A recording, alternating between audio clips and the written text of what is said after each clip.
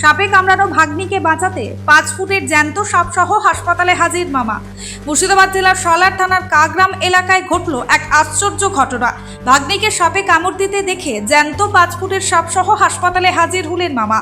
রামপুরহাটের বাসিন্দা অহনা সুলতানা, বয়স 12 বছর। 7 দিন আগে মামার বাড়ি সালার কাগ্রামে বেড়াতে এসেছিল। শনিবার বিকেল নাগাদ ঘরের ভেতরে বিছানায় বসে থাকার সময় তাকে হঠাৎ সাপে কামড় দেয়। সঙ্গে সঙ্গে তার মামা রাজা সাহসিকতার পরিচয় দিয়ে সাপটিকে ধরে নিয়ে আহত অহনাকে নিয়ে ছুটে আসেন সালার গ্রামীণ হাসপাতালে। চিকিৎসকেরা দ্রুত প্রয়োজনীয় চিকিৎসা দেন এবং আপাতত অহনার শারীরিক অবস্থা স্থিতিশীল বলে জানিয়েছেন। চিকিৎসকদের মতে মামা রাজা যে তৎক্ষণাৎ ভাগ্নিকে হাসপাতালে নিয়ে এসেছেন সেটিই ছিল সঠিক পদক্ষেপ। সাপে কামড়ালে সময় নষ্ট না করে যত দ্রুত সম্ভব চিকিৎসার ব্যবস্থা করা জরুরি। ঘটনার পর এলাকায় ব্যাপক চাঞ্চল্যের সৃষ্টি হয়েছে।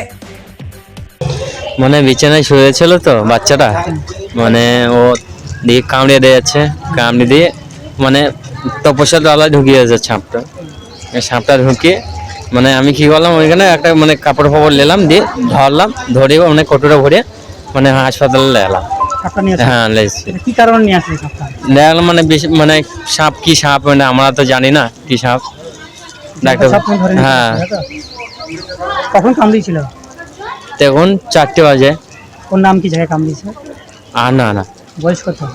বয়স ওই 12। কোন ক্লাসে পড়াশোনা করে? মানে এইটা পড়ে। হ্যাঁ তুমি কিভাবে জানলে সাপে কামড়িয়েছে? তুমি কিভাবে জানলে সাপে কামড়িয়েছে? মানে ও শুয়েছিল দিয়ে মানে কেউ বললো মানে কি মামা কামড়ে দিয়েছে, সেটাও ওইখানে আমি ধরলাম, মানে কি ওইখানে ছিল আমাকে ডেকে এলো, আমি বাড়িতে ছিলাম।